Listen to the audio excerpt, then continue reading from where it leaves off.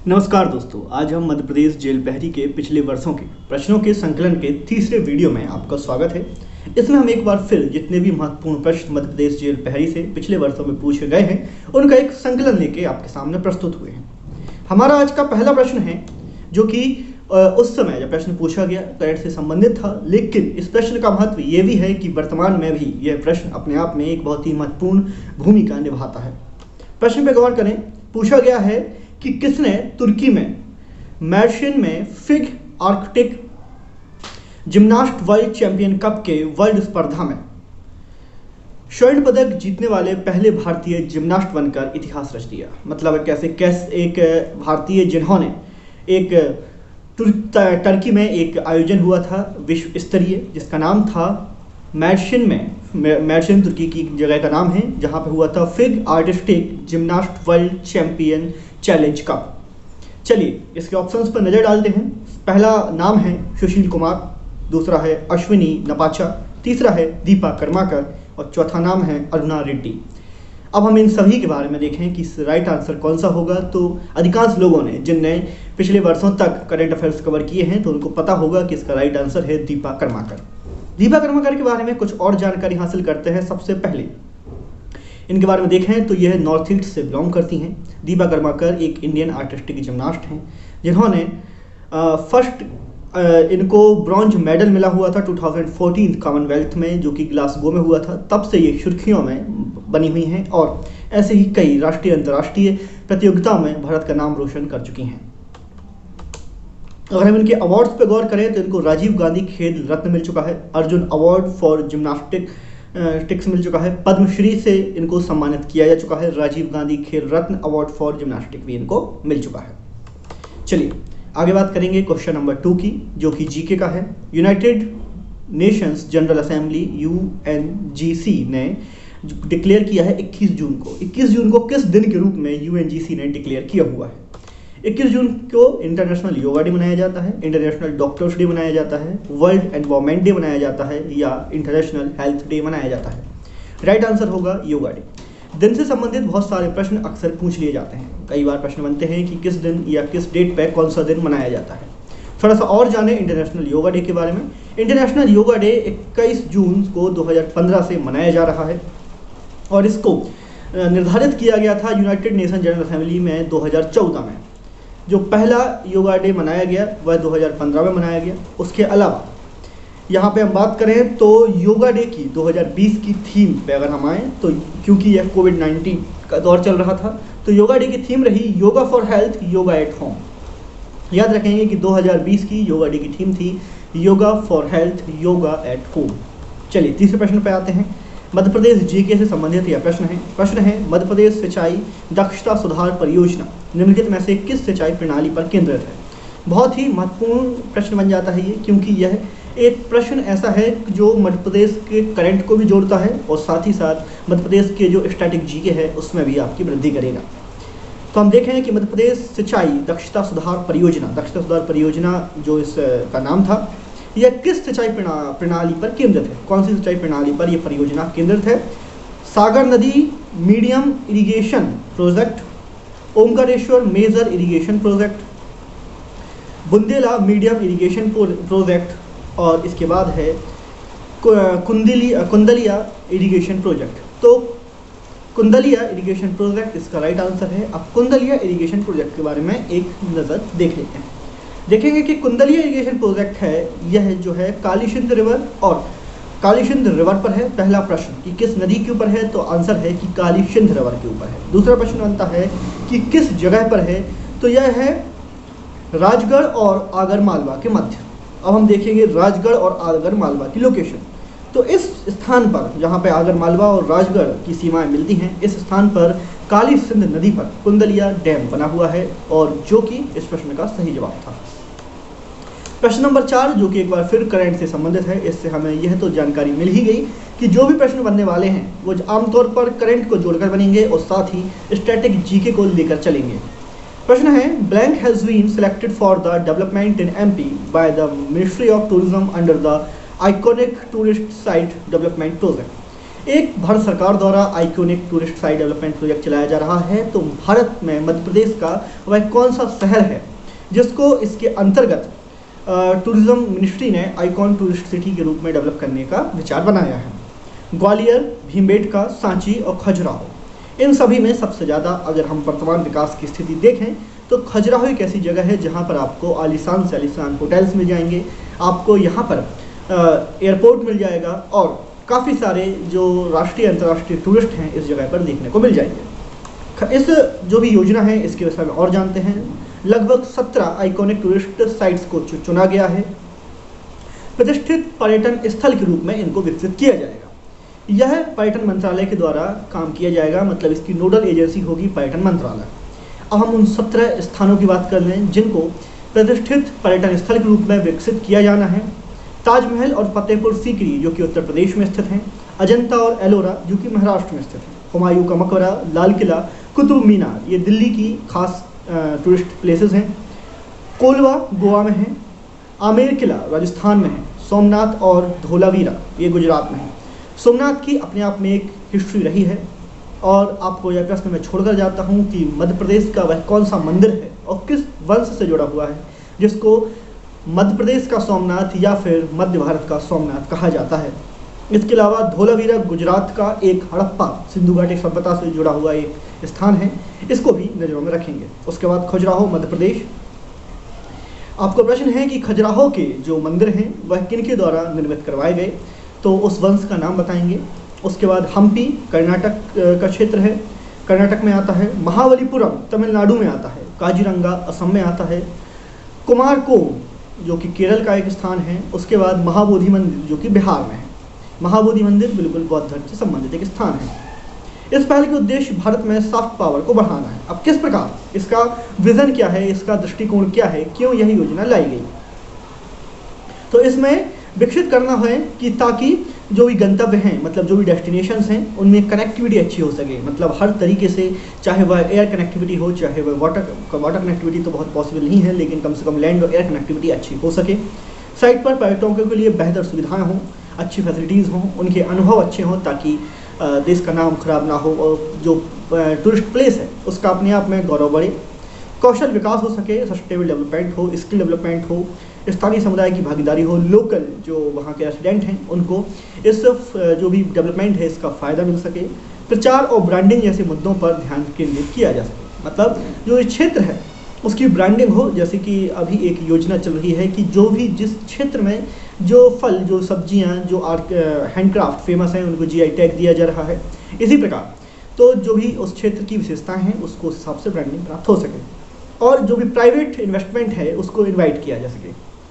बात करें कि यह जो पहल है यह मंत्रालय मतलब पर्यटन मंत्रालय द्वारा उठाई गई, लेकिन क्योंकि यह क्षेत्र जीएसआई के अंतर्गत आते हैं, ASI के अंतर्गत आते हैं, मतलब आर्कियोलॉजिकल सर्वे ऑफ इंडिया के अंतर्गत आते हैं और इनसे परमिशन लेने के बाद पुरातत्व विभागों के अधिकार क्षेत्र में आते हैं, क्योंकि इनसे परमिशन लेनी पड़ेगी और इनके परमिशन के साथ साथ राज्य सरकारों के सहयोग के साथ, मतलब पर्यटन मंत्रालय, ASI और राज्य सरकार ये तीनों मिलकर इन क्षेत्रों को विकसित करेंगे। इनमें किसी प्रकार का हस्तक्षेप होगा तो ASI इसकी निगरानी करेगा और विकास योजना को सार्वभौमिक सुगमता, मतलब जितना ज़्यादा यूनिवर्सल इसमें इजीनेस या कंफर्टनेस इसमें लाई जा सके।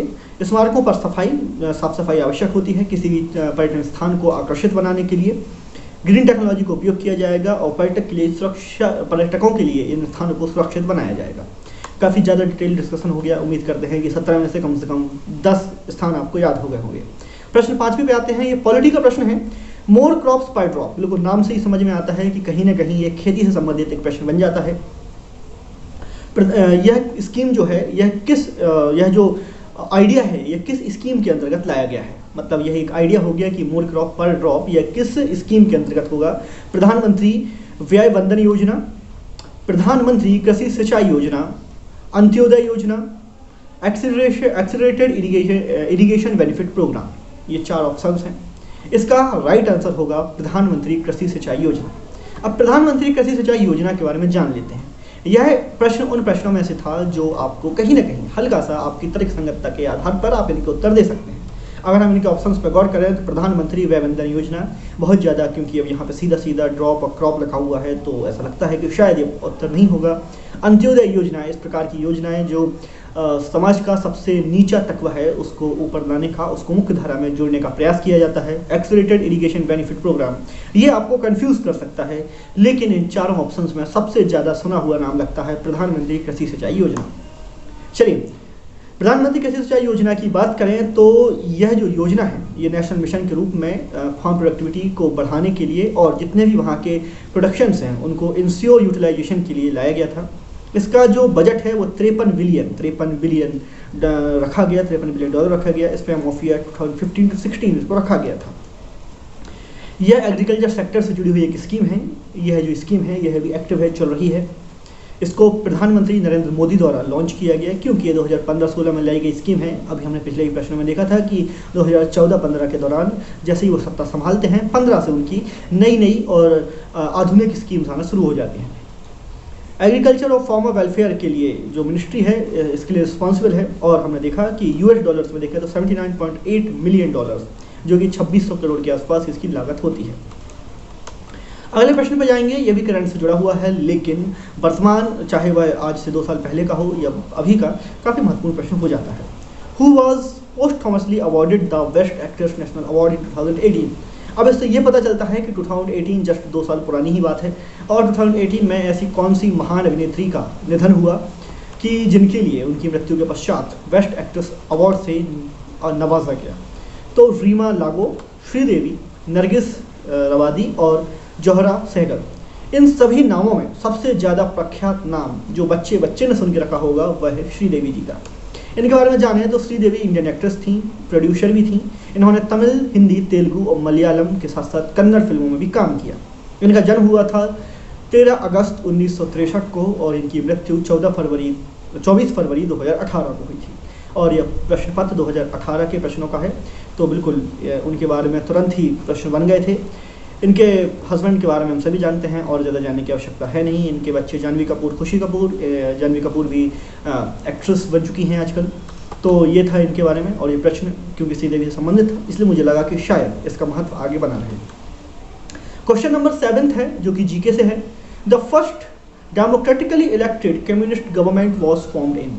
अब कम्युनिस्ट गवर्नमेंट की बात हो रही है। कम्युनिस्ट गवर्नमेंट कहाँ बनी थी? सबसे पहले केरला 1958, उसके बाद केरला 1957, पौडुचेरी 1957 और त्रिपुरा 1957। राइट आंसर है केरला 1957। अब हम इसके इतिहास पर चर्चा करते हैं। तो EM शंकरन, इनका नाम बड़ा लंबा सा है तो इनको EMS के नाम से भी जाना जाता है। इन्होंने कम्युनिस्ट पॉलिटिकल और थ्योरिस्ट थे ये इंडिया के काफ़ी बड़े। इन्होंने चीफ मिनिस्टर ऑफ केरला के रूप में काम किया और इन्होंने 1957 से 59 तक चीफ मिनिस्टर रहे। अब इनकी आइडियोलॉजी की बात करें तो इनको काफ़ी इसके बाद भी चीफ मिनिस्टर बने। 1967 से 69 भी रहे। ये member of communist party of India के सदस्य थे, इसलिए जब ये पहली बार चीफ मिनिस्टर बनते हैं केरला के 1957 में, तो केरला में पहली डेमोक्रेटिक कम्युनिस्ट पार्टी की सरकार बनती है, इसलिए यह प्रश्न महत्वपूर्ण है। इसके अलावा एक और प्रश्न है कि यह भारत के पहले नॉन कांग्रेस चीफ मिनिस्टर थे, तो इनका नाम हम रखेंगे एल्लमकुलम मनाकल संकरण। तो EM संकरण के नाम से इनको याद रखा जा सकता है या फिर EMS के नाम से इनको याद रखा जा सकता है। और इन्होंने ये इंडियन रिपब्लिक के पहले नॉन कांग्रेस चीफ मिनिस्टर भी थे। याद रखेंगे केरला में 1957 में डेमोक्रेटिकली इलेक्टेड कम्युनिस्ट पार्टी आई थी, कम्युनिस्ट गवर्नमेंट आई थी। 1968 में ही CPI टूट जाता है और communist party of India Marxist CPIM बन जाता है। कंप्लीटेड ग्रेजुएशन और इनके बारे में और भी जानकारियाँ हैं, उतनी महत्वपूर्ण नहीं। तो हमें जो मुख्य बिंदु था हमारे प्रश्न का कि केरला में 1957 में पहली बार डेमोक्रेटिकली इलेक्टेड कम्युनिस्ट गवर्नमेंट बनी थी। याद रखेंगे कि EM शंकरन जो वहाँ के चीफ मिनिस्टर थे केरला के, और यह भारत के किसी भी प्रदेश के पहले नॉन कांग्रेसी चीफ मिनिस्टर भी थे। बात करेंगे हम MPGK से संबंधित एक और प्रश्न की। Indian institute of forest management is located in which district of Madhya Pradesh? तो Indian institute of forest management Madhya Pradesh के किस डिस्ट्रिक्ट में स्थापित किया गया है? ऑप्शंस हैं इंदौर, उज्जैन, ग्वालियर और भोपाल। बिल्कुल जनरली इंडियन इंस्टीट्यूट जहाँ जुड़ जाए, जहाँ भारत का नाम जुड़ जाए या राष्ट्रीय जुड़ जाए, वो आमतौर पे वह स्थान मध्य प्रदेश के भोपाल में ही देखने को मिलते हैं। कुछ अपवाद हैं, उन पे हम अलग से चर्चा करते रहेंगे। इसके बारे में थोड़ा सा और जान लेते हैं। इंस्टीट्यूट ऑफ फॉरेस्ट मैनेजमेंट जो है, यह एक ऑटोनॉमस पब्लिक इंस्टीट्यूट है। इसका मैनेजमेंट जो है भोपाल में किया जाता है, मध्य प्रदेश इंडिया में। इसको इस्टेब्लिश किया गया था ministry of environment, forest and climate change, government of India के द्वारा। इसके अलावा इसमें फाइनेंशियल असिस्टेंस मिलती है इसको Swedish international development corporation agency SIDA के माध्यम से, and course assistance from the Indian institute of management Ahmedabad. मतलब यहाँ पे फाइनेंसिंग की बात करें, फाइनेंशियल असिस्टेंस मिलती है इसको Swedish international development corporation agency के द्वारा, और कोर्स असिस्टेंस जो यहाँ पे कोर्स चलाया जा रहा है Indian institute of management Ahmedabad के माध्यम से प्राप्त होता है। इसके बारे में और भी बात करेंगे तो इसका मुख्य ऑब्जेक्टिव यही है कि जो मैनेजरल ह्यूमन रिसोर्सेज हैं उनको, फॉरेस्ट एरिया से संबंधित, एनवायरनमेंट से संबंधित, नेचुरल रिसोर्सेज से संबंधित, उनको, उनके एलाइड सेक्टर को ग्रो करना और लोगों को बहुत अच्छे तरीके से उनसे अवगत कराना। Institute is helped by the directors selected and appointed by the ministry of environment, forest and climate change, government of India. और इनका जो भी रखरखाव है मिनिस्ट्री ऑफ एनवायरनमेंट और climate change, government of India, इनके माध्यम से किया जाता है। इनके बारे में और भी महत्वपूर्ण जानकारियाँ हैं। अब बात करें तो टाइप है, ये पब्लिक इंस्टीट्यूट है एजुकेशन और रिसर्च के लिए। यहाँ पे हर वर्ष लगभग ये इस्टेब्लिश किया गया था 1982 में। इसके वर्तमान डायरेक्टर की बात करें तो डॉक्टर पंकज श्रीवास्तव हैं, जो कि इंडियन फॉरेस्ट सर्विसेज के ऑफिसर हैं। स्टूडेंट्स यहाँ पे एक सेशन में 218 स्टूडेंट्स जो हैं, और पोस्ट ग्रेजुएट्स भी इसमें नहीं रहते हैं। लोकेशन भोपाल मध्य प्रदेश में है। कैंपस लगभग 217 एकड़ का कैंपस है। इसके अतिरिक्त affiliation ministry of environment, forest and climate change और गवर्नमेंट ऑफ इंडिया, इन 3 एजेंसीज से या 3 इंस्टीट्यूट से, जो भी हम कहना सही समझें, वहाँ से इनको एफिलिएशन प्राप्त है। तो याद रखेंगे कि इसका अगर हम मूल वाक्य की बात करें तो प्रगतो मूलम प्रकृति। इसका जो मूल वाक्य है वह है प्रगतो मूल प्रकृति। चलिए question number 9, the largest riverine island in the world Majuli is located इन। जो मजूली आइलैंड है, जो कि वर्ल्ड का सबसे बड़ा रिवराइन आइलैंड है। अब मैं आपको और ऑप्शंस देने के पहले एक प्रश्न पूछना चाहूँगा कि मजूली आइलैंड किस नदी पर बना हुआ है। बाकी तो हम आगे इसको डिस्कस करने ही वाले हैं। ऑप्शंस पर नजर डालते हैं, नागालैंड, मिजोरम, असम और मणिपुर। तो मजूली आइलैंड का राइट आंसर है यह असम में है। वहाँ पे एरो गलत लग गया है, क्षमा चाहता हूँ। असम में मजूली आइलैंड स्थापित है, और मजूली आइलैंड जो है गिनीज रिकॉर्ड इसको मिला हुआ है, Guinness book of world records इसको नवाजा गया है। ये असम का सबसे लंबा, सबसे बड़ा आइलैंड है, जो कि ब्रह्मपुत्र नदी के ऊपर बना हुआ है। ये इसके अलावा इससे जो छोटे और आइलैंड्स हैं, इनके बाद जिसका नंबर आता है तो मराजो, जो कि ब्राज़ील का एक आइलैंड है। और यहाँ पे मजूली आइलैंड के हम फोटो भी देखेंगे तो इस प्रकार यह आप आइलैंड देख सकते हैं कि ये असम का एक आइलैंड, जो कि ब्रह्मपुत्र नदी पे, मतलब नदी द्वीप है। ये नदी इसके आजू बाजू से चारों तरफ से बहती है, और बीच में यह जो ज़मीन का हिस्सा है ये उभरा हुआ है, इसलिए काफ़ी सुर्खियों में रहता है। कई बार यहाँ पे बाढ़ आ जाती है, कई बार यहाँ पे बहुत सारे डिजास्टर्स आ जाते हैं, इसलिए भी सुर्खियों में रहता है। चलिए, तो यह था हमारा आज का टोटल डिस्कशन। अगर अब आपको हमारा ये लेक्चर अच्छा लगा तो आपसे उम्मीद करते हैं कि आप लाइक से सब्सक्राइब करें, बाकी लोगों को तक ये वीडियो पहुंचाएं, ताकि आपके साथ और लोगों का भी भला हो सके। थैंक यू सो मच, बने रहिए हमारे साथ और देखते रहिए नॉलेज प्रूफ।